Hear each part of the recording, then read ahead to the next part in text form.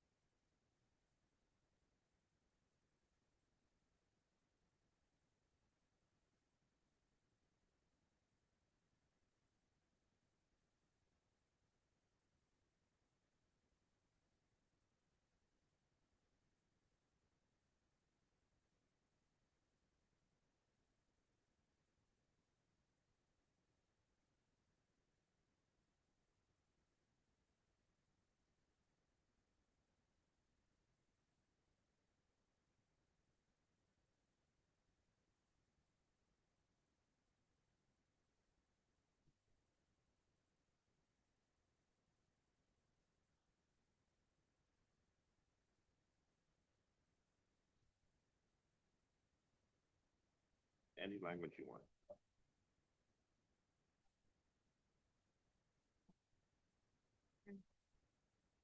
Okay, good evening. Buenas noches. We will begin our meeting. Vamos a empezar la reunión de esta noche. We will open with roll call.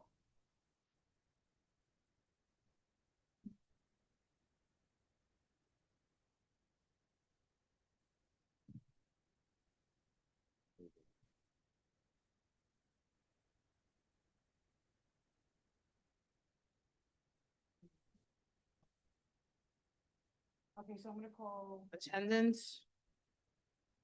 Joan Body. Ken Fung. Hector Gonzalez. Roberto Martinez. Kamala Ramos. Sam Sierra. Kalina Sorma. Jiming Wu. Cynthia Jeffers. Present. Gary Chan. We have quorum. Uh, We're going to begin our meeting. Our first item on the agenda is a discussion on an adult retail dispensary application for 695 Fifth Avenue. And representing, we have Patrick. So Patrick, if you just could come to the front. We're going to give you a mic. We're going to go over your application and ask you some questions.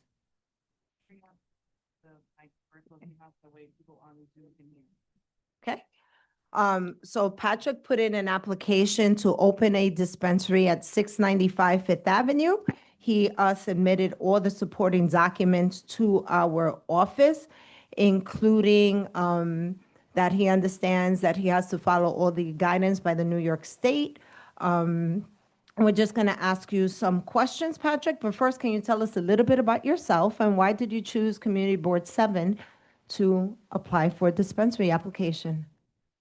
Hello, everyone. Good evening. Is this good? Can hear me? Everyone can hear me? I don't think so. You know what? Maybe use one of these. We're gonna have you come behind.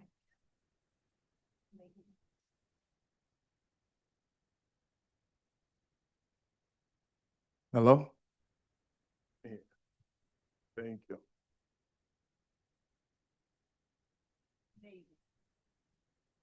Hello, everyone. Good evening. My name is Patrick Deriska. I am 35 years old. I was born in Brooklyn, Crown Heights, Kings County Hospital.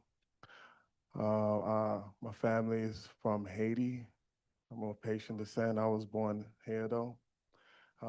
Personally, in my life right now, I'm a real estate investor and I'm a fitness trainer and security guard.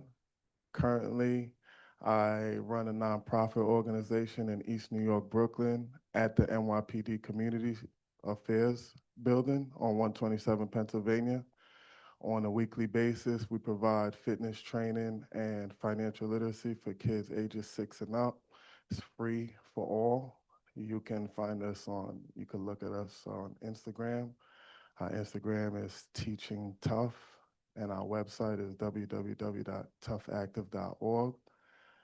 I have committed my life to service for the community, for the youth. I'm a health advocate.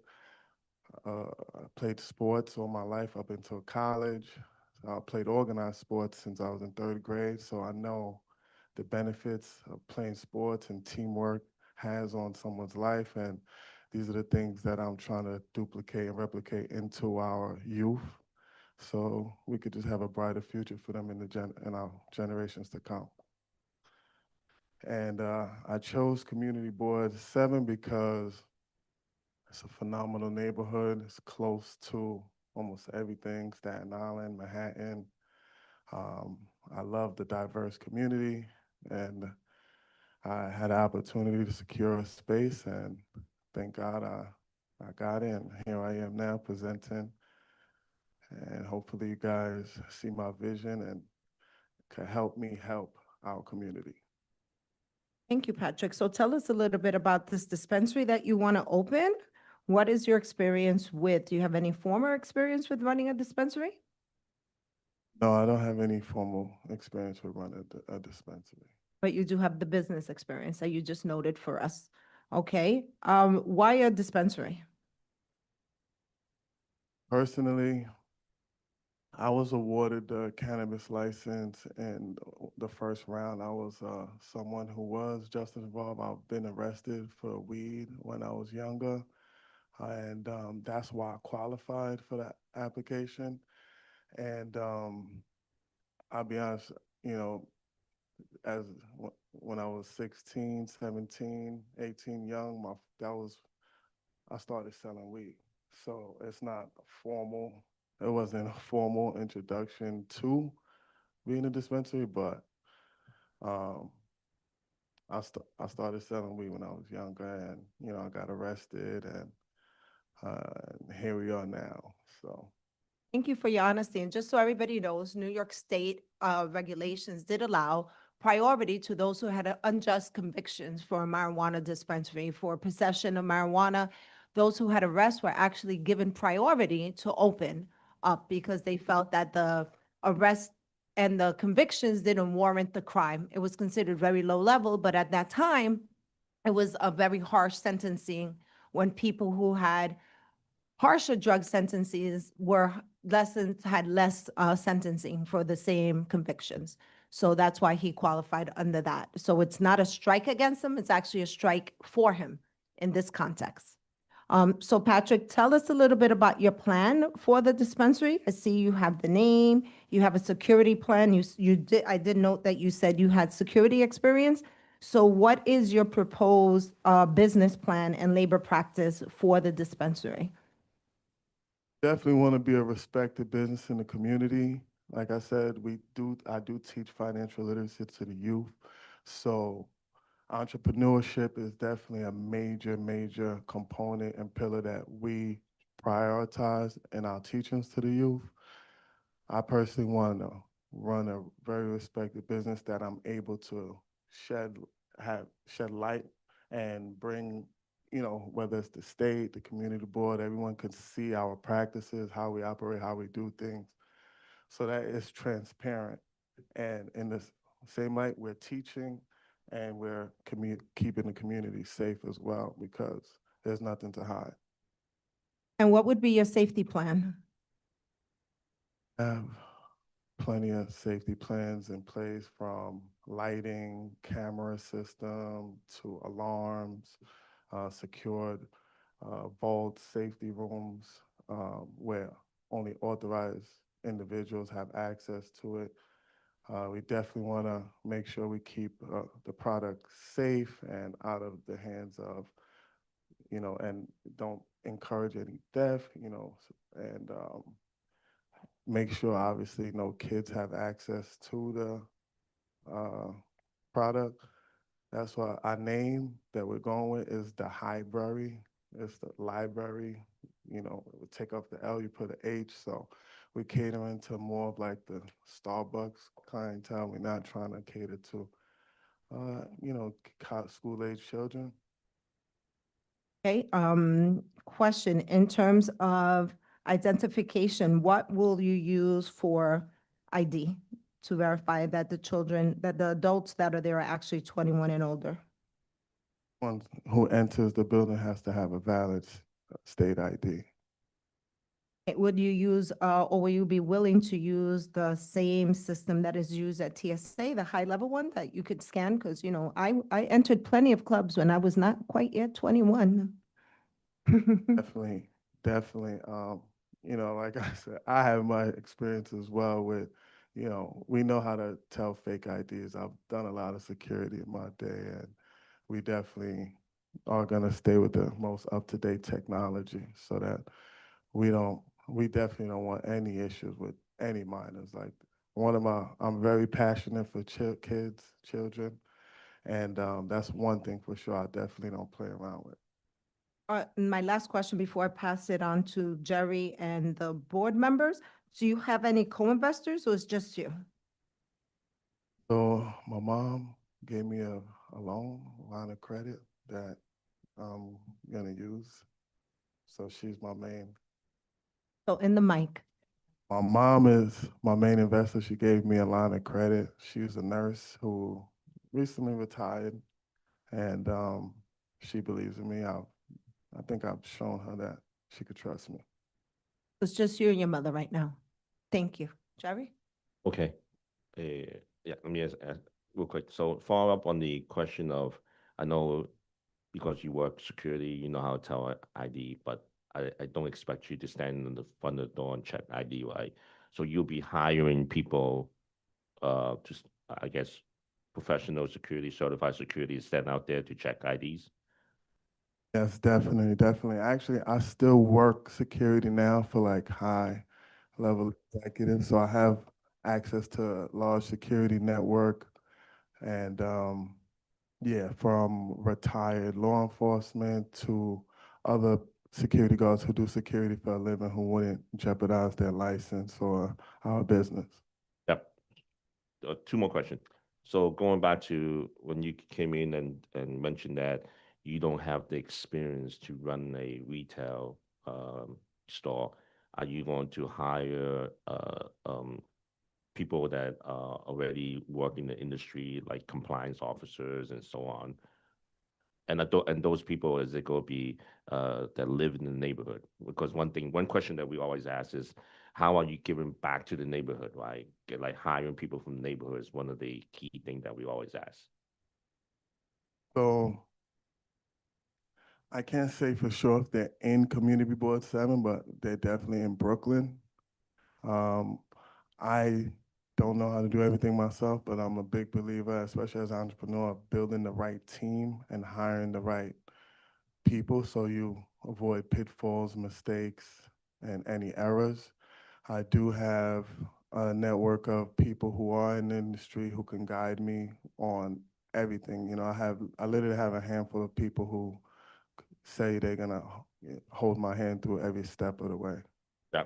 Are you going to do any deliveries, or is it just in-store purchase? Right now, it's only in-store purchases. If OCM grants us the opportunity to do deliveries, then that's something that we would definitely consider. Thank you. Patrick, exactly where is 695 Fifth Avenue? What blocks? Between what block and what block? I honestly can't tell you right now. 21st and 5th. Yeah, 21st and 5th? 21st Street and Fifth Avenue. Is there a school within? No, he meets the requirements for, there is a church about 2 blocks over, but he did note here that it was there. It is not within the vicinity. It is within the allowed space. There are no schools there. The closest school is on 14th Street, 4th Avenue. Thank And you, the Patrick. Greek Charter is on 17th Street and Fifth Avenue, about 4 blocks away. Thank you. Sam? Hi, thank you. Good evening. Just to clarify, do you have any other similar businesses? No, this would be my first storefront. My second question, which is of concern always to me when these places open up, is what will the face of the business look like? Will it have like, I see many of them have like candy all on the front and all these other things kind of to entice folks to come in. We're going with a library theme. That's why we call it the library. So it's gonna look kind of like a library. And I don't know if Jerry here about we have a hard. I think it's Mike. Come up, Sam. Don't mean to put you on the spot, but I wanted to ask in what way, when you stated that, you want to be a good neighbor and help the community, I wanted to have an understanding on. Yes, I love Thank that you. question. Like I tell you, I'm very passionate about the youth. If you look on our Instagram, Teaching Tough, the name of our organization is called Tough. It stands for Teaching Us Fitness and Fundamentals. Currently, we are DOE vendors. We run after-school programs for schools. So I personally am gonna be here a lot more in the Community Board 7, so I'm gonna target schools and any community centers in the area so we could expand our organization. And I'm hoping and praying that this dispensary opens up and provides enough cash so that I can be able to invest in the organization and hire staff so that we can support the capacity of expansion with the program of fitness and financial literacy for the youth. And we have a very close partnership with the 72nd Precinct. The captain is here, and he does have a few questions for you as well. Yep. Congratulations. So, and when it comes to culture, what kind of culture do you intend to set? Because I'll be honest with you, in the 72nd precinct alone, we have about 10 smoke shops, and a lot of them were not in compliance, and therefore the city did come and intervene, and they were shut down. So, you know, an opportunity is given, so we need to obviously make the best of it. But when it comes to the sheer culture, and you set the tone with the culture. It's your business. Are we going to have people lingering outside? Are we going to have double parked vehicles? Are we going to have? Is it going to be like a hangout spot? Obviously the community? We have children walking by. It is a legal substance, but to some it could be considered a nuisance in terms of the smell and that kind of behavior. So, how's that going to look like? Well, we definitely should not have any smells, and we definitely should not have any hanging out. It's a pretty small store. This room is bigger than the entire store, so it should really be a buy and leave. There shouldn't be any hanging out. And like I mentioned, the theme we're going with is like a library theme. So, you know, we're just trying to promote the like focus and, you know, harmony and escape into something positive versus any type of negative influence. And in terms of the security system, are you going to have a remote access security system, or how's that going to look like? Definitely gonna have a remote access security system, and I should be able to access it from my phone when I'm not there. And will you be sharing that information or that intelligence with the police department? Definitely have no problems with sharing any and all information with the police department. And it's not going to be a third-party management, right? Because we have experience with locations where it's got to go through someone in California. Is it going to be something that's downloadable, video, and shareable? Everything critical to the business, I'm gonna be all the way hands-on, and especially in the beginning phases. So I'm gonna be the main point of contact for everyone at the address. I'm the face, and when it comes to everything, you can ask me. Okay, thank you. So one of the conditions I would like to set forth is that you continue to work with the 72nd Precinct, in particular the NCO, on the security plan that we do. I saw that you do plan to have security with the identification, but we do want to avoid loitering as well as no smoking outside. That was some of the conditions we have put forth for the other ones that we have come before. So is that something that you're willing to do? 100%, I feel like loitering is bad for business, so that's not something I'm gonna accept. Are there any questions from any board members? Any questions from the community? Any questions online? Sylvia, you have to come step up here. I'm sorry, sweetheart. Maybe we could get you the mic because I know you have your thing. We have one question online. Sam will bring it to you, Sylvia.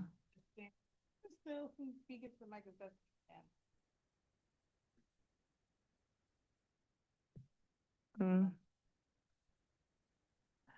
It's the acoustics.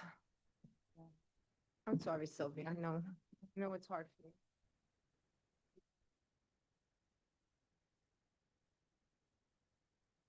A library. When you think of a theme of a library, you're thinking about children going to the library, you know, and we're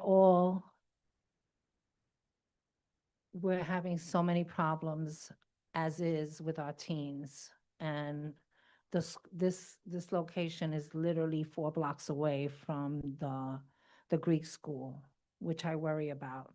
And you have the middle school up the block, 88's. Like, it's literally up the block from 18th Street. So you have a couple of middle schools. 21st, it doesn't matter. It's only a couple of blocks down.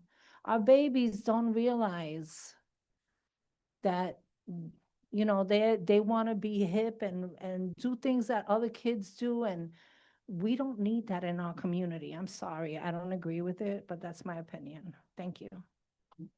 Thank you, Sylvia. It is noted. Any other comments? We have one comment online. Jane Byrne, you could unmute yourself. Hi, can you hear me?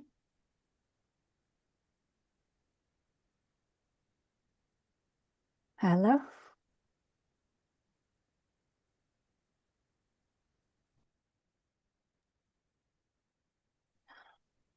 Jane?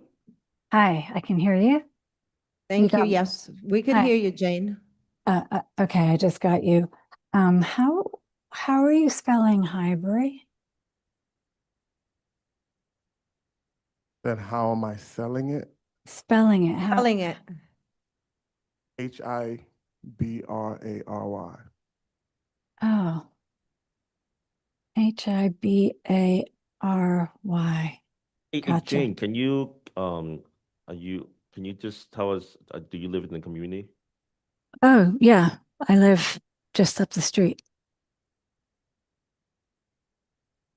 Thank you. Anything else? Oh, that's good. Okay. Jane, have any other questions, Jane? And my other question was whether the business has been registered yet in like New York State Corp.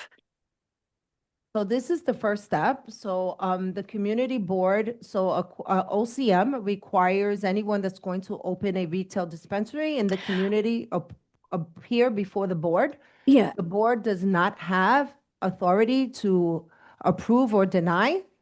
We just I- can give it an opinion. So it has been Mm. registered by OCM. OCM, he would not be here before us if OCM did not approve his application. Right. So I understand that. My question was just whether the business itself had been registered as a corporation, as most are who come before us before they meet with the community board. It just would be something that you can do in parallel. Oh, the Highbury is actually newly incorporated. That's not the name I had when I did the application. I submitted my application over 3 years ago. It was a 3-year wait to get the approval. So once I got the approvals, when I started thinking of names, and the Highbury has recently been incorporated. It hasn't even been 30 days yet. Okay, great. Thank you for that. Jane, are there any other questions? See?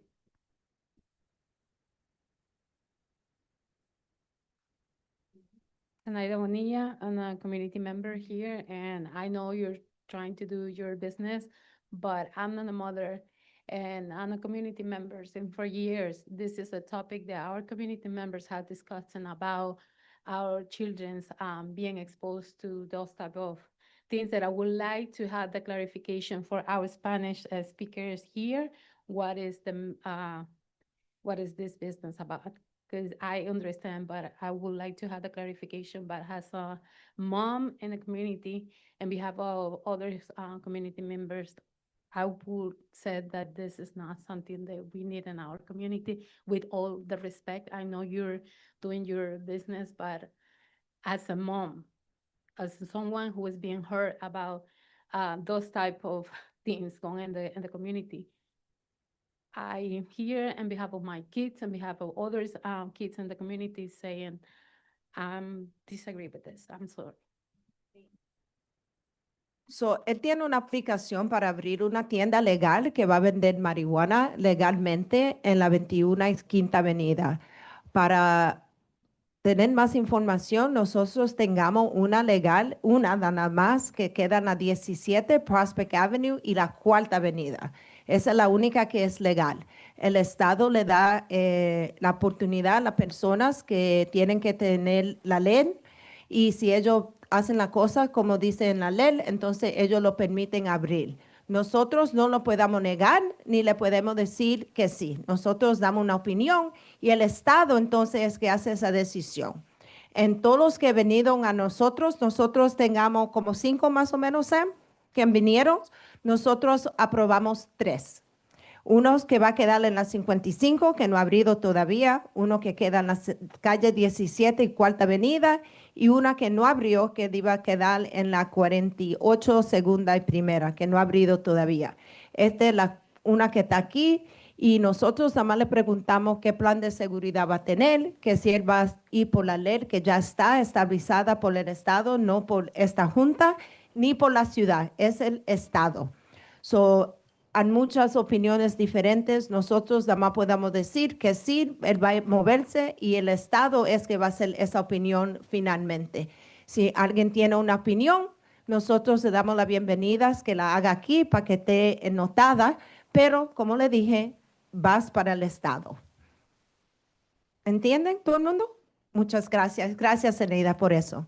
So I just explained to your benefit. She had asked me to explain to our Spanish-speaking community members. So I explained why you're here and how OCM operates, that you come before us, we give an opinion, ultimately OCM makes that decision. I also explained you will not be the first one here. We had several, we have approved 4 of them that have come before us, including one that's on Prospect Avenue and 4th. And we had a lot of concerns about that one because of the subway. Are there any other questions, comments? Cam? So I don't want to make any assumptions. I'm guessing that maybe the issue for the community is the location. ¿Locación es el problema o ustedes no quieren? Okay, so I just want to say something. I know that a lot of people are against, in reference to a dispensary being open up. I happen to disagree for health reasons. And I would like to say that I know that there's a lot of shops here that have opened up illegally, but to each his or her own.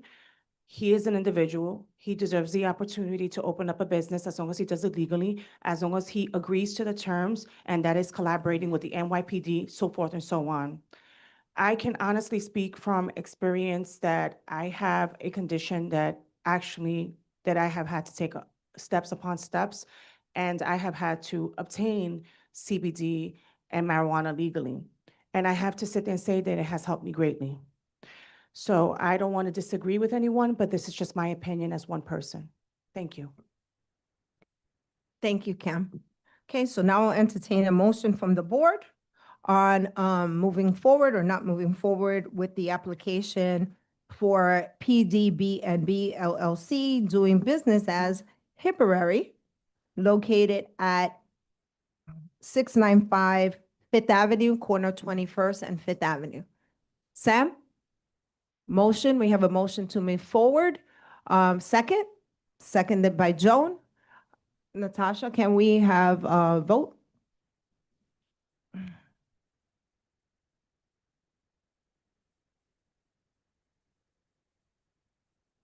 Well, let us vote. We have a motion on the thing, Patrick. We will let you do closing afterwards. Go ahead, Natasha. So when I call your name, you will be voting yes in support of the motion, no in opposition to the motion. Cynthia Jeffers, Yes. Jerry Chan, Yes. Joan Body, Ken Fung, Hector Gonzalez, Roberto Martinez, Kamala Ramos, Sam Sierra, Kalina Sorma, and Jimmy Wu. Okay, so Patrick, we will move forward. Motion was passed. Motion was passed. Thank you. Patrick, we will be moving forward with your application to OCM with the conditions that we set forth, which is having a security plan and collaborating with the 72nd Precinct. I'm also going to add that the signage is minimal and not attractive. I really did like the signage they did on 4th Avenue that has big plants of marijuana. So we are going to add that the signage be not colorful, and just very as plain as possible, not to attract children or anybody or have any confusion with what it is. Thank you. Good luck. Okay, before we move forward, we also have to, we have an amendment on the agenda. Is the participants from 480A 60th Street here? Yes? Okay. We are going to add you to the agenda. I just need a motion to add Liquor Authority application that was filed for 480A 60th Street. We just received confirmation that they would be here on Friday, so they were not able to be added to the agenda. Tengamos una aplicación para una barra que quiere abrir en la 480 de la 60. No está en la agenda porque lo mandaron confirmación el viernes por la noche, so la tenemos que añadir a la agenda. Can I get a motion? Thank you, Joan. Second, by Cap, motion passes. Okay, so the next thing we're going to talk about is the update on the enforcement vendors in Community Board 7. Why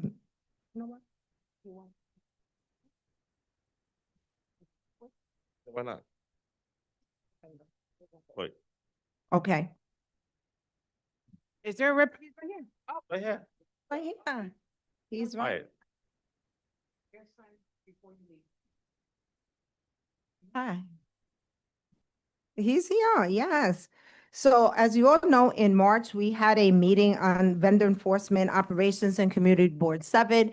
It was born from complaints we received from constituents about vendor activities, particularly on 5th and 8th Avenue. At that time, we had several city agencies with us, DSNY, FDNY, DOT, NYPD. We also had our elected officials with us that day as well. This is a semi-follow-up meeting where we want to talk about some of the actions that have been taken from that meeting. And we're also going to discuss some activities that are happening for the summer. So, en marzo nosotros tuvimos una reunión para hablar de los vendedores que estaban en la Quinta y la Octava Avenida. En esa reunión habían varias agencias aquí. Teníamos sanitation, teníamos los bomberos, FDNY, teníamos la policía, NYPD, también teníamos los consejeros de la comunidad, Alexa Viles y Susan Sang. Hoy vamos a hablar un poquito más de lo que ellos están haciendo en la Quinta y Octava Avenida. Es porque tenemos muchas quejas de las gentes que viven en la comunidad, de la actividad ilegalmente que están pasando en la Quinta y la Octava, y también muchos de las gentes que tienen tiendas en la Quinta también han dado muchas quejas. We're also getting a lot of complaints from business owners on 5th and 8th Avenue regarding the vendor activities. So we're just going to start with an update on the enforcement that's been happening, and I'm going to pass it over to Captain Yasin from the 72nd Precinct first, and then we'll go over to DSNY. Hello, everyone. How's it going? All right. If I may, I just want to give a broad snapshot of the precinct to highlight not only our crime fighting efforts, but also I'll speak about our quality of life enforcement. And I think this is important because the two, as you know, complement each other. They go hand in hand. So I just want to start off by saying the 72nd Precinct, we have the highest decrease in overall crime in all of the 78 precincts in New York City. The 78 precincts, out of all of them, we have the highest, and that's a huge accomplishment. So, and to give you a percentage-wise, that's a 40% drop. That means 248 fewer index crimes have been reported this year compared to last. And if you peel it even further, it's like an 80% reduction. So we're doing really well. God, thank God. When it comes to the traffic program, just year-to-date figures, overall collisions are down 13%. That's 87 fewer collisions. And the contributing factor to that is our DWI enforcement. We're up 21% in DWI enforcement, suspended driver license arrests up 7%, and two-wheel device enforcement. I know that's a concern for everyone. I haven't met anyone that's said, "Hey, listen, I'm cool with the way these two-wheel driving is occurring in our city." So when it comes to that alone, criminal court summonses just in the last 4 weeks, I started a campaign because I really want to nip this in the bud and improve the quality of life for all our community and those that are conducting business within our community. We have an increase of 330% increase in criminal court summonses with that regard. And 245 mopeds were seized this year. And parking summonses, there's an increase on 65%. And that's not just to show the number, but to highlight that we want to improve the quality of life, that there's law and order, and we have to maintain that. Double parking summonses, there's a 211% increase. Now, I'll give you a broader snapshot of enforcement activities on Fifth Avenue. I'll get right into it. And that's, I'm going to focus on Fifth Avenue from 44th Street to 60th. And just the raw numbers, there's a lot of activity. You guys, this is our community. You guys know there's a lot of foot traffic. There's a lot of vehicle traffic. There's a lot going on. And just raw enforcement figures, there has been, just to highlight, to show you that the police are out there, because the reason I want to say that is because sometimes when you're looking at Fifth Avenue, you're like, what's going on? Because there's so much going on. And if you did have the two police officers standing on the corner, you'll miss them because it's so congested. So for year to date, 6 months into the year, we have 90 arrests on Fifth Avenue from that block. Fifth Avenue from 44th to 60th, 179 moving summonses, 50 criminal court summonses, 114 oath summonses, and now I'll just narrow it down even. I gave you the broad, and I'm slimming it down.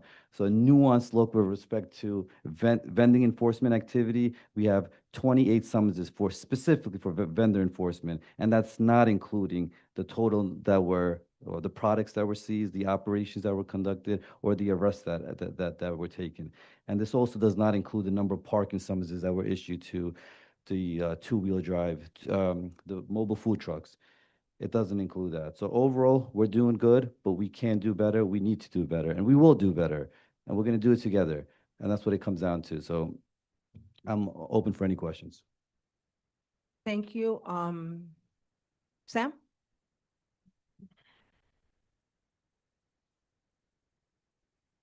Hi, thanks for sharing your time with us. My question is, it's with regard, you mentioned 90 arrests. Can you kind of like elaborate, like what time?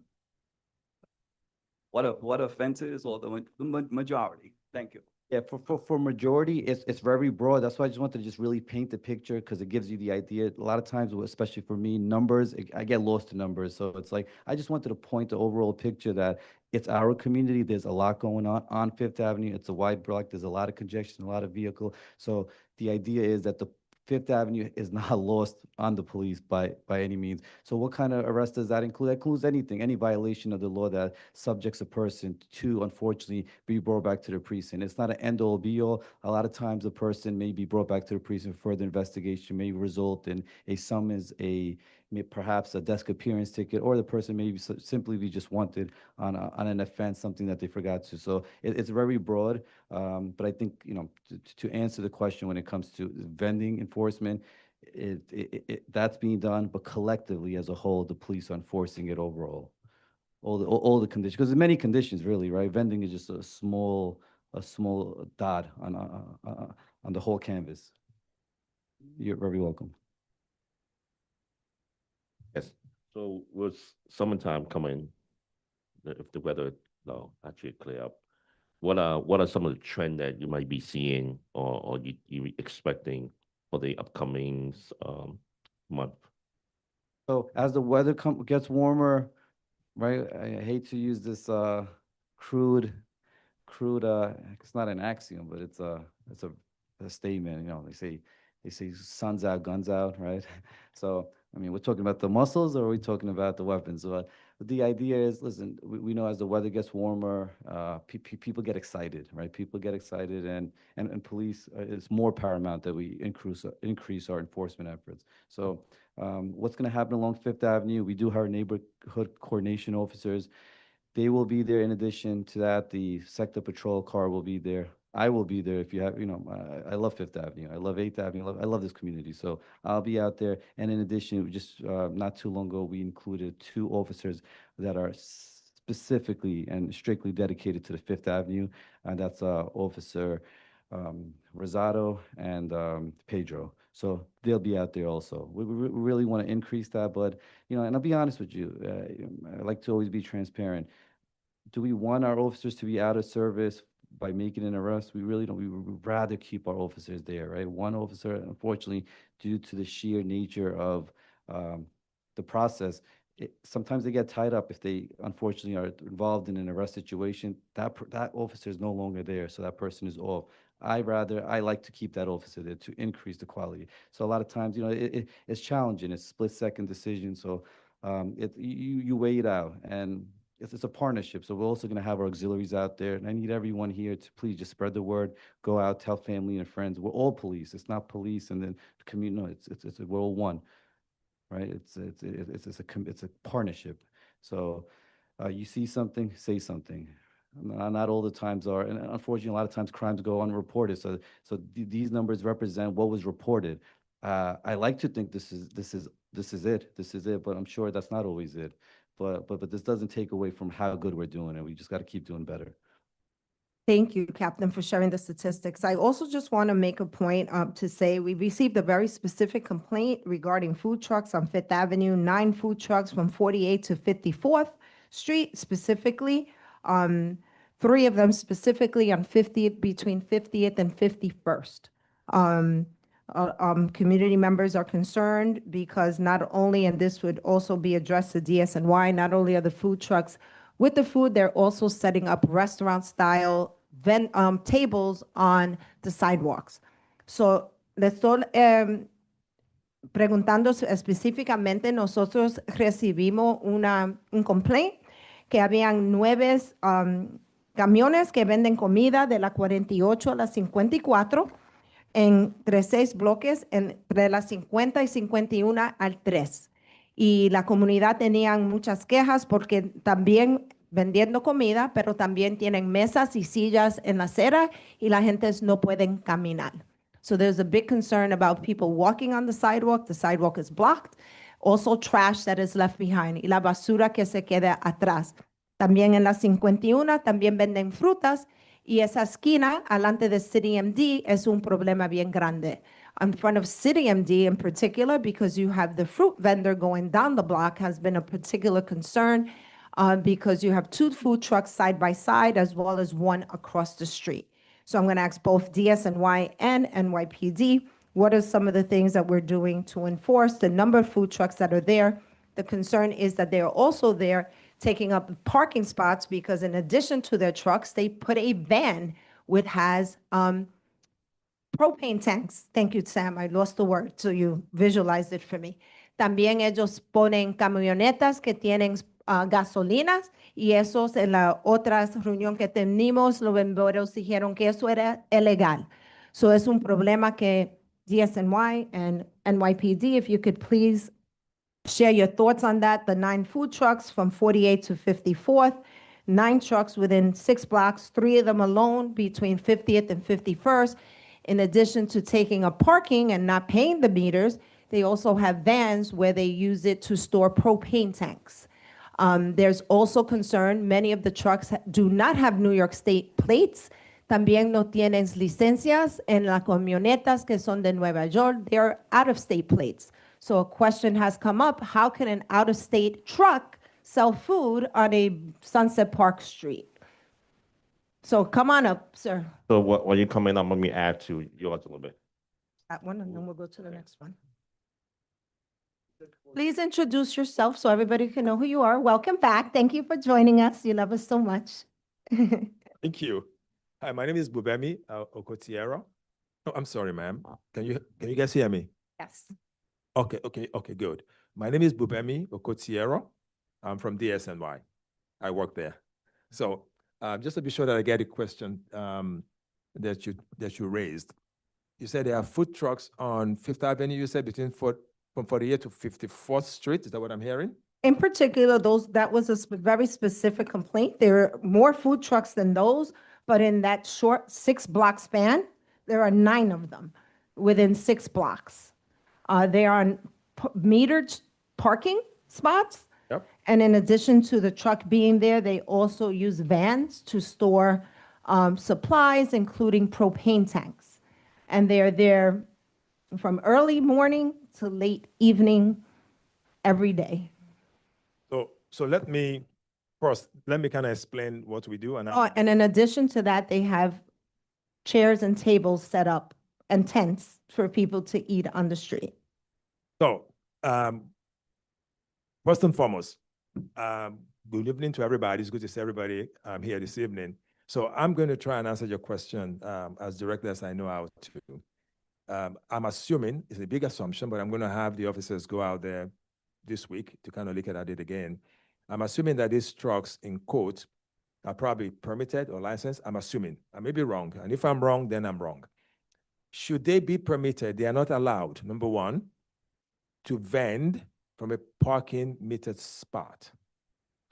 We can always give them a citation for that, and we do.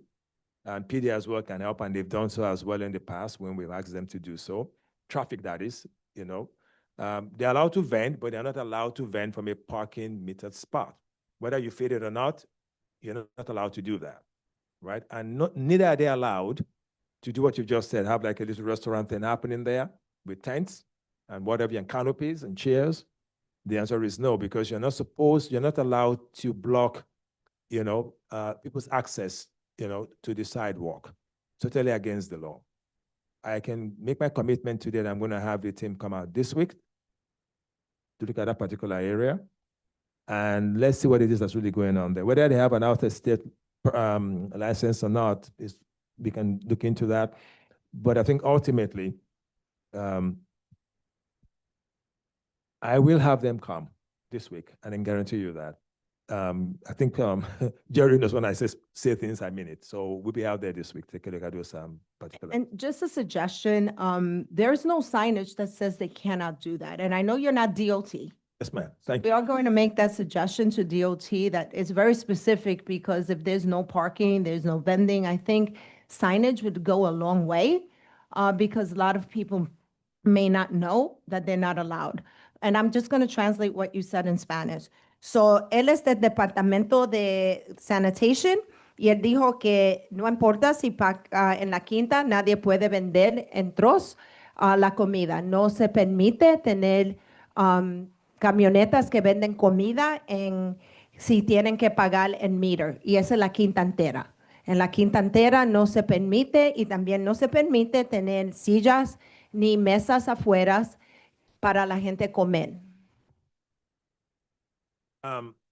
For the propane tanks talked about, that's FDNY. You should actually get in touch with them.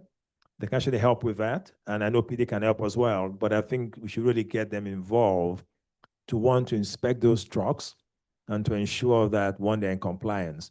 Our own strategy has always been driven by a compliance-first approach to vending, where people are not in compliance, and of course we engage. We react more to the complaints we're getting now from you than just looking around for them. So we're going to take a look at that particular location this week, okay? Thank you. Sam? Thank you. I just wanted to add some a concern, and I think it's if the police department and sanitation should be concerned with this. Some of the trucks park on the corner. There's one particular one that parks off Fifth Avenue on the corner. As a driver, when you're coming down these streets, you don't see anybody stepping out to the sidewalk until they're already in the middle of the street. So I think that's a concern to me. I see it all the time. People almost get hit. What is the term? Daylighting, right? That's what needs to happen there. But that particular one on 55th Street, Fifth Avenue, it's a safety concern. And I just wanted to. Thank you. Something else I want to kind of add to what you just said, and most of what you said earlier about having many of them in one area, whether having a signage or not.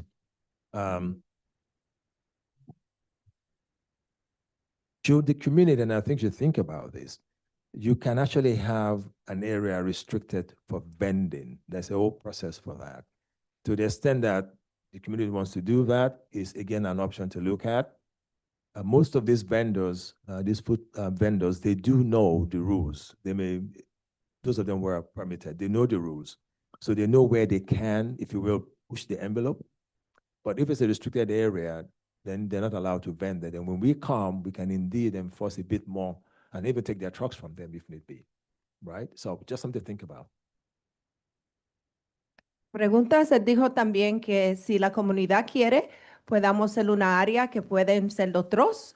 Le voy a decir que el bid que queda de la 60 a la 39, le va a decir que tiene que ser afuera de la 39 o el otro lado de la 60. Pero es algo que podamos hablar como una comunidad, que él dice que sí se puede hacer. Se puede hacer una área específicamente que puede tener las camionetas y otras gentes puede vender. Tengan en mente que el bid, son los negocios en la quinta, queda de las 39 hasta las 60. So, en esa área lo dudo que lo van a hacer, pero tal vez después, otros lados de esa área sí se puede hablar una conversación sobre eso. Si hay algo que la comunidad está interesada, nosotros podamos buscar más información sobre eso. What was that? Yes, of course. So, también, Sam.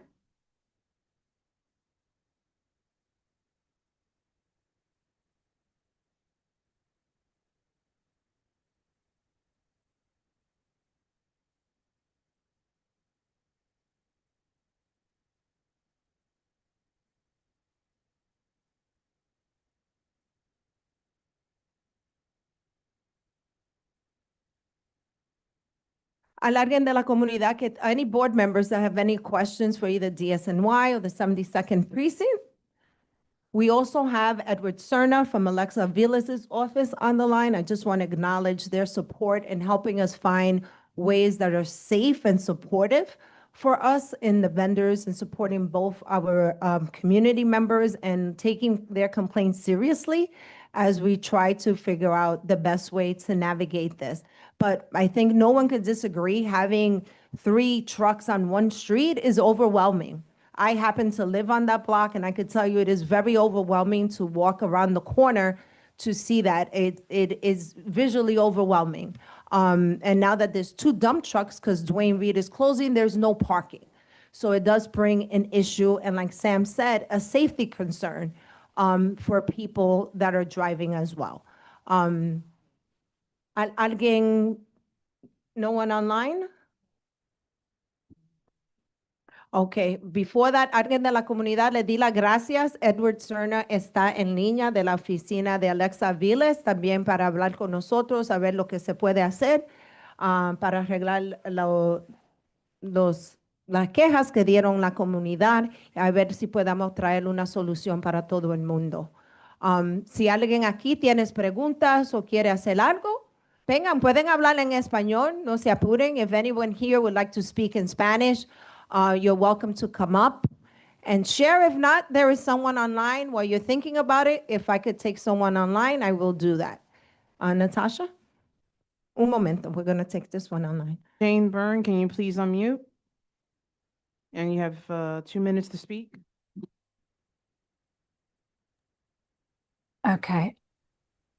Can you hear me? Yes, we can hear you. Okay.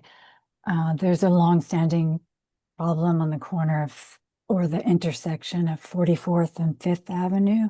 We've got a truck there as well. That's the one at Key Food. We've got a truck there. The weekends are particularly chaotic. We've got the religious people with their speakers on full blast, also blocking the bus stop. And we've got multiple vendors with smoky carts. And that truck is, whatever's happening there, the whole sidewalk is covered in grease. And there are garbage bags piled up on the corner next to the bin every day. And then there's that, it's like a store on the corner, on the southeast corner that has just taken over the entire sidewalk. And now they're vending onto the sidewalk. Their flower stall leaves about 2 feet. They've got a truck that they park there all the time. They use the cones when they leave once in a while, and they store stuff in the truck. Their downstairs stairs are always open. They use the sidewalk as a building, like a shop, a wood shop. It's a whole mess. Like, people just can't walk by, strollers can't get through. And I've complained to 311 so many times over the last 10 years at least, and to CB7, and it just keeps getting worse. Any suggestions? So Thank you, Jane. We will note it. You said 44th and 5th Avenue, correct? 43rd, 44th, Jane? 40, well, it's a corner of 44th and 5th. Okay, Jane, thank you. We will make sure we note it. Thanks. Sir? Hi, I need you to come up because we need you to speak for the mic. Members have 2 minutes. Let me reset this. Stop. Oh, my name One is, yeah, second, no let me, I don't know how to. Complicated technology. I just need you to say your name and where you're from, and then your comment or question. And just give me 1 second. You have 2 minutes. Use it all. Hello, so my name is Luis. I'm from Guatemala. Actually, I'm an immigrant in here and then New York State. And I'm here for 6 years. And I know that's the banding, all that stuff on the Fifth Avenue. I'm actually one of the food truck owners. So I know that's more critics, and I really accept that. I'm new on this. I'm come here to show you guys that we hear this and we'd like to get a solution for this, not making it worse. I know are not all of them the same. We know that some people are different than me, than us, than everyone. It's a word. So I would like to get a solution for this, and we here now, to listen to you guys, to listen the all everything that you're saying. It's processing for me and all my friends that we decided to come today to show us that we care about the community too, and we'd like to get a solution, not by arguing with more things. That would like to get the solution for this, and I would like to get more time to speak with you guys, but I know it's 2 minutes. Thank you.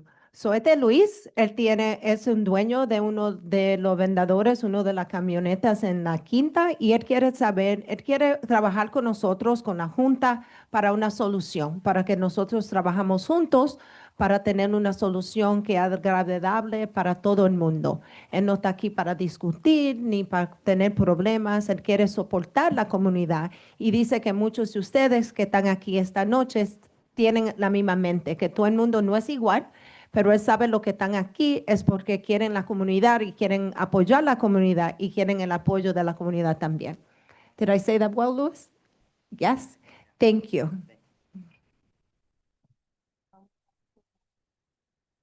Okay? Gracias, Luis. David, if you could unmute yourself, David Estrada. Yes, I'm unmuted. This is David. Hello, I'm sorry. I'm not sure how Hi, I David. Hey, how are Have you? your How hand are raised. you? I'm not Good. We could hear you, David. good. I'm not sure how the camera works when I'm attending this way, so I'll just speak as it is and be quite brief.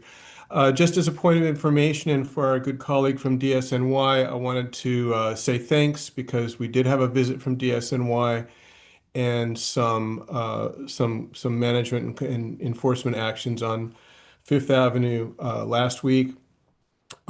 Fifth Avenue is already an officially designated so-called restricted street, which is, I believe, the program you were referring to earlier.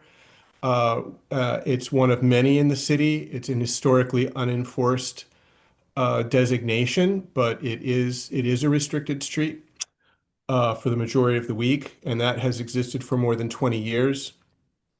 So I think what we're talking about here is that there's just a sense of lack of general management and control. Many members of our community are warm to vendors, as are many of us. What we're talking about is antisocial, aggressive, and unhygienic and unsafe things. So that's the real concern. We did have FDNY here at our previous meeting saying that if we observe propane tanks, open flame on the sidewalk or propane tanks stored in vehicles, that's a 911 call. But that was senior inspection management from FDNY. In practice, when we call FDNY about propane, we're more or less waved off. So there is a disconnect that really calls for a multi-agency combination of education, yes, but as you noted, most of the trucks know what they're doing quite precisely. The multiple vehicles often hold parking places from the community overnight. on Fifth Avenue during overnight parking. They move only long enough for street sweepers, and then they immediately occupy 40, 50, 60 feet of curb space. Thank you, which- David. Yeah. 2 minutes are up. We do have a follow-up question from the community. Can you define restricted street? What does that mean? Right. So long ago in New York City, when vendor rules were being formulated, some streets that were acknowledged as being high volume and commercial districts, especially with metered parking, were set aside as places where vending just generally shouldn't be allowed. The majority of those that are enforced are in the central business district in Manhattan, but many, many neighborhoods have such restricted streets. So this is just a long-standing rule. But I mean, I think we all know in practical terms for the last 25 years, there's no way that vending has been prohibited on Fifth Avenue from Tuesday to Saturday from 8 o'clock in the morning till 8 o'clock at night. It's not, it's just not a thing. So I'd really like to focus on tents, tables, propane, hot oil boiling in pots on sidewalks where children are walking. These are the things, not just to go after people in a vindictive way, but these folks are ruining it for everybody. And often the folks that we're seeing with these trucks are not our neighbors. Sometimes they are, most often they are not. So I'd really like to see multi-agency cooperation, and the Business Improvement District stands ready to assist in a positive way to get good results. Thank you. So, David es del BID de la Quinta Avenida y él está hablando que el BID, la Quinta Avenida siempre tenía reglas que no se puede vender en las quintas con camionetas. Es una de las calles en Nueva York, hay muchas que no se permite. Es una ley que tiene más que 20 años y no se permite por el volumen del tráfico y de la gente que están. So, él dice que el problema más para él es la gente que no hacen las cosas como dice Luis, con calidad y con cuidado. Hay muchos que dejan las grasas en el piso, como dijo la queja la señora Jane, que dejan la grasa, que hacen el fuego afuera y es un peligro para la comunidad. Y él quiere trabajar a ver una solución que se puede hacer porque eso es un peligro para todo el mundo. Thank you. ¿Hay alguien más de la comunidad que tiene un comentario o algo de decir? No? Okay. No one else online? Ask a question online, please raise your hand. I do have a question. So, yes, you ready?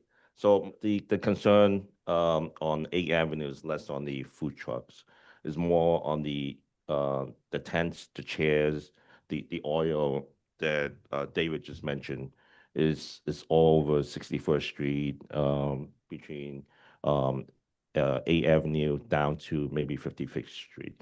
A lot of time the 72 precinct, the CO came out and do some enforcement. But it's continuing happening. Trash is continue piling up in the middle of the night. The oil you mentioned, yes.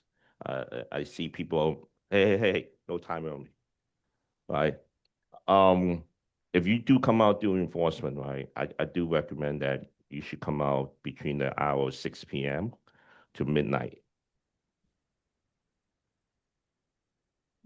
Go ahead, please. Thank you. I was just looking at the numbers of what we did on that 8th Avenue corridor particularly. What were the numbers? Right now, sorry. El señor Jerry, él tenía, está hablando de la 8ª Avenida, dice que hay muchos vendedores ahí que tienen gasolinas y sillas afuera y es una cosa que quiere preguntarle también. So to date, on 8th Avenue, we've done 103 inspections. We've done 62 confiscations. We've issued 70 summonses. We've composted over 7,000 food. We've donated over 26,930 pounds to the food pantries in the neighborhood. That's on 8th Avenue itself. 86th Street, which is part of this area as well. 37, not totally, but there's part of that you guys have.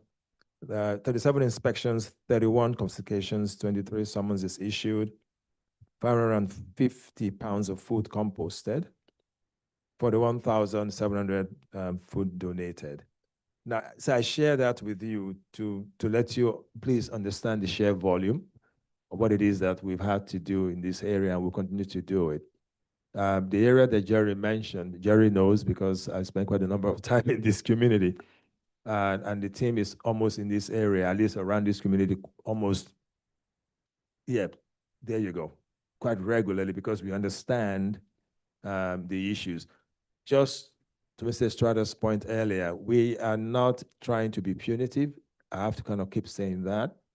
We are really more compliance driven.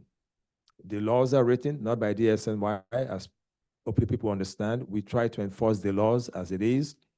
To the extent that there's something that we can do, we usually educate people. We come out, do outreach to the vendors and others before any kind of action is taken.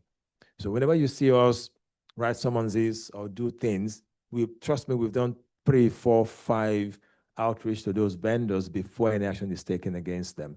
So that when it happens, you know what it is that you are being cited for. That is not because we hate you, we don't hate you, but you have to still follow the rules, right? But again, it's based on the complaints that we get from the communities like this about the issues in their communities, and clearly we are very concerned about it. Jerry and I talk every so often. He texts me, send me information, and we get the team out there as quickly as we can to look at those issues. So Jerry, we're going to take a look at that area you just mentioned. 6 p.m. you said. There you go. Maybe PD and I will talk about that, but I'll leave that alone for now, okay? Thank you. They're always working. I Any know other they are. questions? I know. Okay, we have one more question online, and this will be the last question before I move on to the next. one. Yolanda last Centron, please unmute yourself.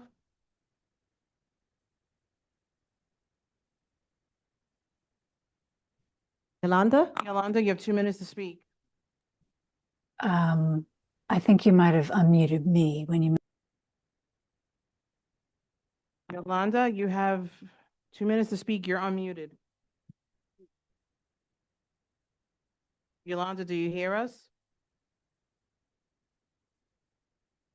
No, that was somebody else. Okay, I believe Yolanda did have a question. I think that's the one that emailed us the question. So before we move, thank you.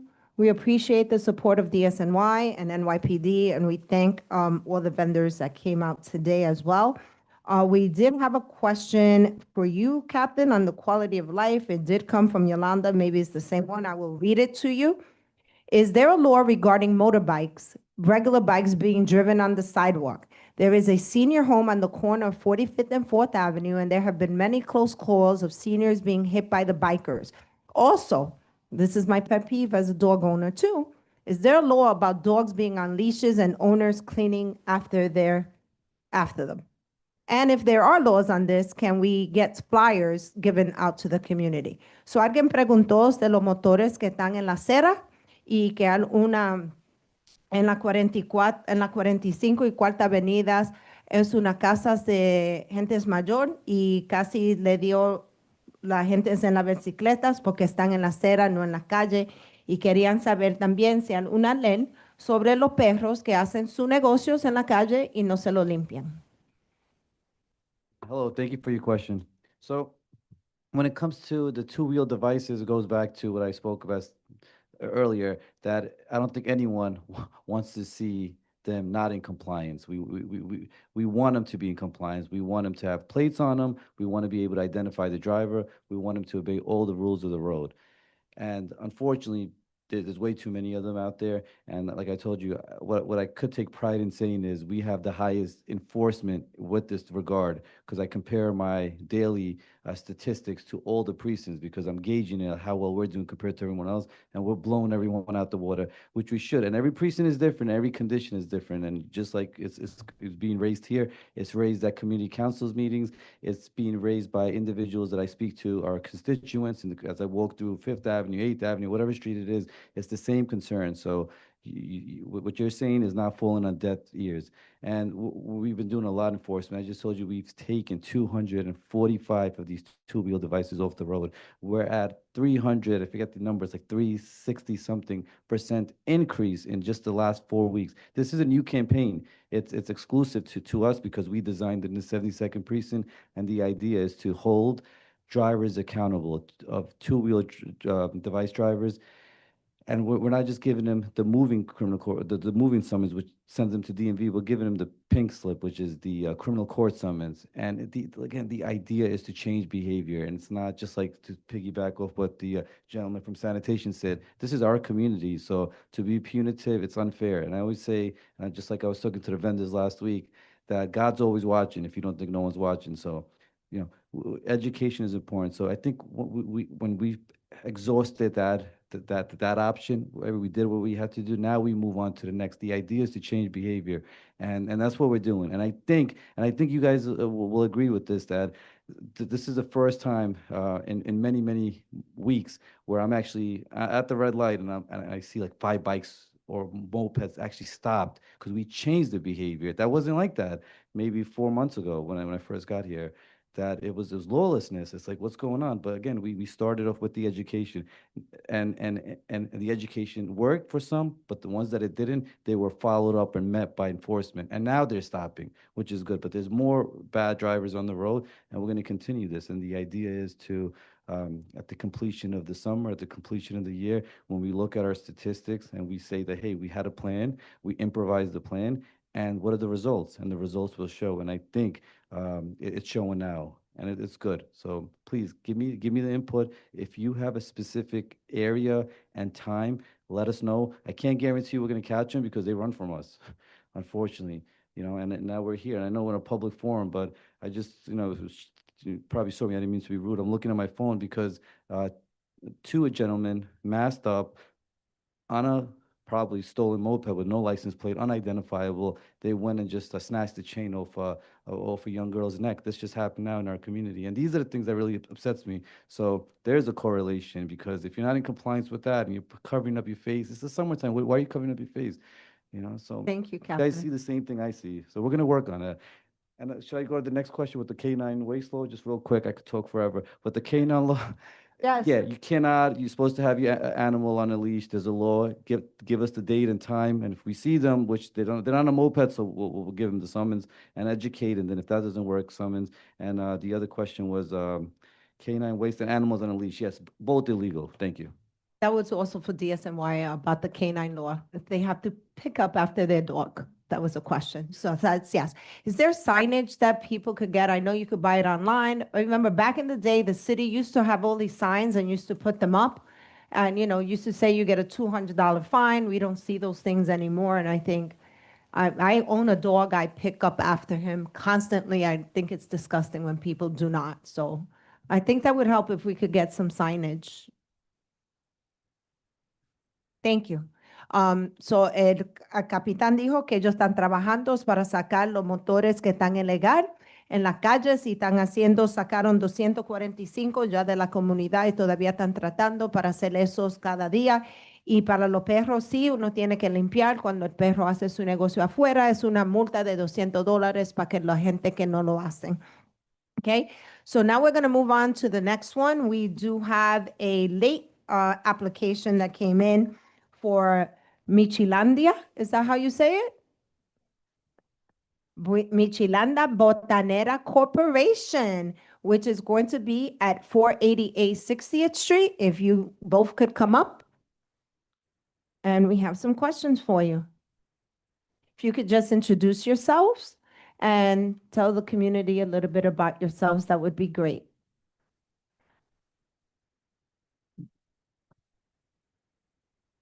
Well, good evening, everyone. Thank you for having me. This is the first time I ever meet you guys in Community Board 7. I'm very excited. I do have a lot of clients in this community, are very well known. They're doing a lot of liquor license in work on Community Board 7. So I'm here today with Ilsa Garcia. She's the owner. So also at the end of my speech, I also would like to translate that in Spanish. I can also speak Spanish as well. Thank So there you. is no need to translate it. So basically here, we're here for a beer and wine license application. This is actually a 30-day notice. We have it noted as a bar tavern, when in fact, unfortunately, the state liquor authority, they don't have like subcategories for different type of businesses that don't actually qualified to be a full menu restaurant. And this type of establishment that we're just actually opening is still under construction and renovation. It's right on the corner of 4th Avenue and 6th Street. And we have like a big cathedral on the corner as well on that avenue. So this establishment is gonna be more operated like a cafe. So it's not technically like a bar with women in the establishment. It's gonna be like more like a cafe where we can accept breakfast, opening 4 a.m. and closing until 10 p.m. every day. So it's gonna be a very casual business where you can come in, grab your bagels, sandwiches. We're gonna have, yes, a very limited food menu in the establishment. We also have a basement where we're gonna use it only for general storage. So technically for this place, just to give you sort of like a translation, what is the name is all about. I'm not sure how many Mexican folks do we have here in this meeting. So botanera means botana. So botana means it's basically like snacks. So pretty much like something small that you wanna grab, something that you wanna munch on something, and also to grab a quick drink with it. So this establishment is gonna be more like, I would say, in the evening time, more like a tapas place. And we only have very limited seating indoors. So I'm not sure if you're able to go there, maybe pass by, so you could take a look how the construction's ongoing. So we're gonna have only like 7 bar stools indoors, 3 small tables. Also inside, there's gonna be only 6 chairs. So inside the bar, we're gonna have pretty much the prep area, that we're gonna have maybe like some seafood, some nachos, some bagels, sandwiches, salads, very minimal food preparation at the bar. And it's not something that we intend to have like a lot of beers, a lot of wine, but maybe like a few drinks like Mexican drinks that actually go well with the beer, the wine. And also we're not intend to close very late. So we only gonna have only recorded music indoors. So the space is very, very tiny. It's less than 400 square feet in like inside. And the place used to be a grocery store before. And right now we're converting the place in a cafe/bar. So just to be specific. All So right. if you could say it in Spanish, or I will. Yeah, can say in Spanish. It's very long. I remember everything. Bueno, mi nombre es Sandra Hong. Estoy aquí representando a Isel García. Ella es, digamos, la dueña de ese establecimiento. Lo que sí no he dicho durante este discurso, Isel García actualmente es dueña de varias bodegas mexicanas que están en esta comunidad entre la 5ª y la 4ª Avenida. Justamente tuvimos una oportunidad en la cual que tenemos una bodega al ladito del negocio, que está en la misma 60 calle. Entonces el landlord nos ofreció este espacio para convertirlo, digamos, de un café mexicano, en la cual queremos servir botanas mexicanas, muy típicas mexicanas, pero un espacio bien limitado como área de preparación. Vamos a tener solamente música pregrabada adentro, no vamos a tener, digamos, de sillas afuera para que la gente janguee afuera. Pero vamos a tener el espacio muy limitado para que la gente se siente con 7 sillas adentro del bar y 6 sillas bajas con 3 mesas dentro del espacio. Sí contamos con un basement en lo cual vamos a utilizarlo solamente para almacenar la comida, digamos, de repente el alcohol abajo, que tenemos suficiente espacio para eso, lo cual ese establecimiento no queremos proponer que sea una barra o taberna, como lo quieren llamar, como lo que tiene, digamos, alrededor de la 5ª Avenida, con espacio de mujeres y nada de eso. Va a ser un espacio casual, como su nombre dice, es Michelania Botanera, lo cual vamos a servir botanas mexicanas muy típicas. Y el horario de operación sería de 8 de la mañana a 10 de la noche, todos los días. Gracias. The only thing I would like you to just be specifying applications, this is why we actually brought you forward, is because you said you were going to use the basement and you didn't specify storage. So thank you for clarifying that up, because it Right. wasn't specific. So we were concerned, I know your location well, I know it's small. Right. And that was the concern, that the basement was going to also be used for patronage. So thank you for clarifying that. Yes. Would the owner like to say something? She would like to be very brief, just to kind of introduce herself. Yeah, who we she would like is. to hear from Right. her. Front of people, I don't like talking, but Listen, we're among friends. You've been here in the community a long time. You're among friends. Just talk about your, honestly, I just feel say your name and some of the things that you do. She said you have a few businesses here, so thank you for having businesses here in the community. I feel like half of them know me. Yeah, so there you know. So now the other half will get to know you now as well. My name is Ilsa Garcia, and I'm a neighbor here. I have a business up the block in 42nd Street, and listening to everybody's like concerns about like the sanitation issues and like the food issues and all those health hazards, which is more like, I feel like it's more like the concern. And like as a business owner in 5 years in this community and like growing up in this community, my whole life has been around here. I do see like where everything's coming from, and like I always try to follow like the rules. Like I just like, if you guys take a look up the block, like when I started, I wasn't really like into like the laws. I didn't know what was really going on with sanitation, and like the education wise, there's really no education for business owners, especially for business like small business owners or like my ethnicity or like any other ethnicity other than like, I don't want to get there, but like the privileged ones. I don't want to say it, but so I've had really like bad experiences with like DSNY, like multiple tickets, and I've paid like a year, like probably like $10,000, $8,000 in fines. And it's always like the community pointing fingers, which I always try to listen, because at the end of the day, it's the people who build us. So I did kind of like go learning as I went, and also like following rules. So like right here, I just applied for that, like the stoop license, like the oversized, and I got approved. So I'm working with the space that I'm granted. So that's what I want to do going forward, even with my bar, like respecting the rules, the children and everything, like the adults, and not like, even if we're serving like beer, it's like a part of the Mexican culture, like micheladas is like spiced up beer. And that just accompanies like all the other like snacks, like ceviches and stuff. Right. Thank you for that, and thank you for clarifying. And CSNY, that's maybe something we could look at, and maybe doing a workshop for some of the small business owners here on some of the things, to her point, and something that we could do in the future.